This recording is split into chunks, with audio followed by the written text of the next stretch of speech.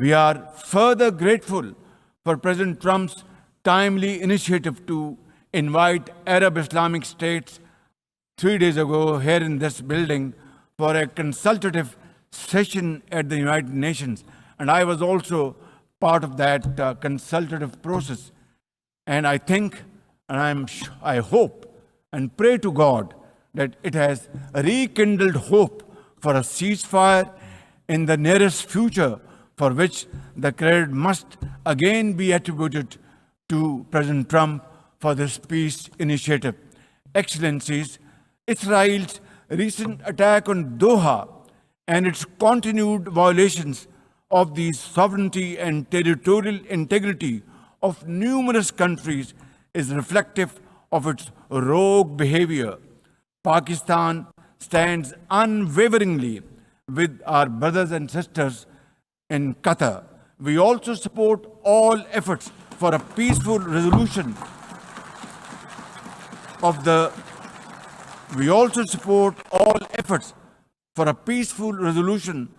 Ukraine conflict in line with the UN Charter to end human sufferings and global turmoil caused by this protracted war. Madam President, Pakistan condemns terrorism in all its forms and manifestations. For over 2 decades, Pakistan has been at the front line of global counterterrorism efforts, having suffered over 90,000 people. We lost 90,000 people of our country, babies, children, mothers, sisters, brothers, elderly people, doctors, engineers, and also suffered economic loss of $150 billion. Please tell me, put your hand on your heart, that what can be a bigger manifestation of our commitment to fight terrorism and erase it not only from the face of Pakistan, but from the face of this global world. And I believe a man killed in New York is a man killed in Lahore, a man killed in Islamabad is a man killed in London. It's a global village. So I think unless and until terrorism is defeated hands down, this world will not be a peaceful place to live.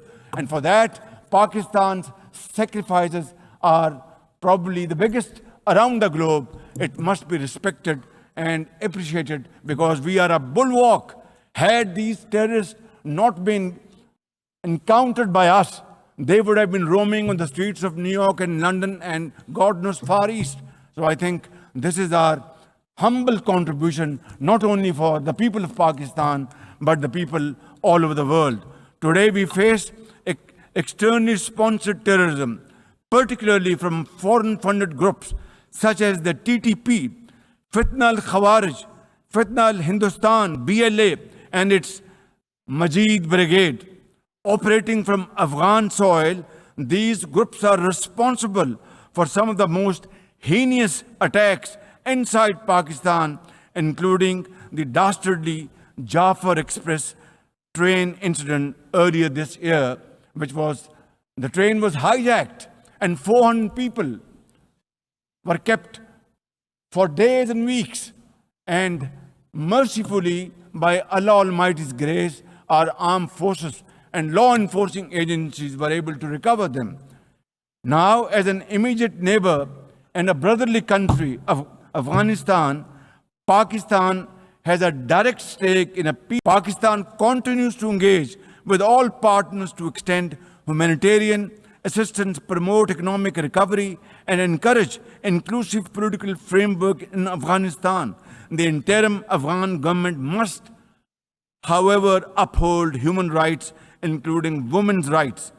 Above all, we expect that Afghan interim government to take effective action against terrorist groups and to ensure that Afghan soil is not used for terrorism against any country. Ladies and gentlemen, there must be no space for hate speech, discrimination or violence against any person or against any religion. Hate-driven ideologies such as India's Hindutva driven extremism pose a danger to the entire world. While there is growing recognition of the dangers posed by Islamophobia, the imperative of effectively combating this menace can hardly be overemphasized. Pakistan welcomes the appointment of a UN Special Envoy to combat this scourge. Ladies and gentlemen, while we are confronted with the climate crisis, it demands the most urgent collective action.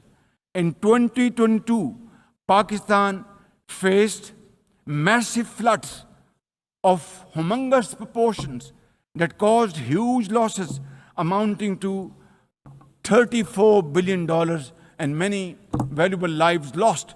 This year again, we are dealing with another mega flood with thousands of villages washed away from the face of the earth, millions of people displaced, more than 1,000 killed, and billions of dollars of crop, livestock, and property washed away, lost to flood waters. Our nation stands united in these testing times, and we are dealing with this natural calamity with remarkable resilience by the grace of God. I have declared a climate emergency to cope with this challenge. The catastrophic floods of 2022 and 2025 this year are glaring examples of loss and damage caused due to climate change. Pakistan, to the contrary, my honorable guests in this hall and through the cameras around the globe, Pakistan contributes less than 1% of global emissions annually, yet it continues to face the relentless brunt and muddy waves of climate change.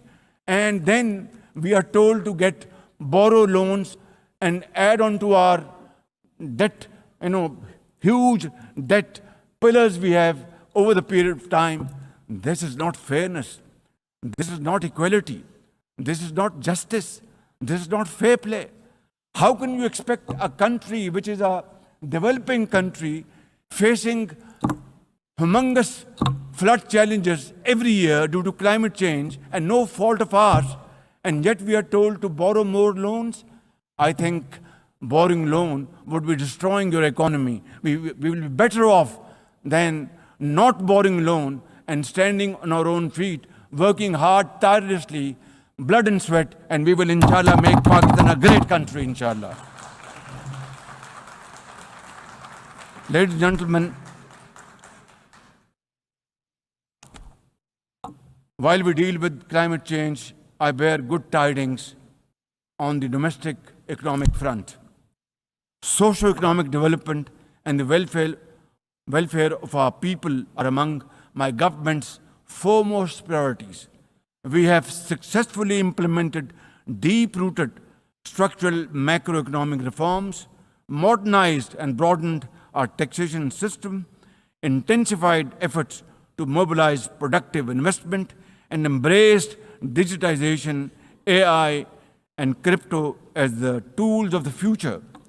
Strategic partnerships, including our all-weather cooperation with China through the China-Pakistan Economic Corridor under President Xi Jinping's landmark Belt and Road Initiative, are contributors to our progress as I speak. I admire the vision and foresight of President Xi Jinping, whose recently launched Global Governance Initiative, along with other global initiatives, offers a comprehensive framework for a more just, fair, and inclusive development. Excellencies, as a non-permanent member of the UN Security Council, Pakistan is playing its constructive role in conflict prevention. The unanimous adoption of Resolution 2788 under our presidency of the Council has renewed our collective commitment to multilateralism, respect for the UN Charter, and effective implementation of UN Security Council resolutions. Excellencies, at the end, let me assure you that Pakistan will always stand for peace, justice, and development, for a revitalized United Nations, and for cooperative and multilateralism that is fair and inclusive and delivers for all. Therefore, let this 80th anniversary not simply commemorate history, let us make history and chart a future for the next 80 years with these United Nations as enduring hope for global good. Let us truly strive to become better together.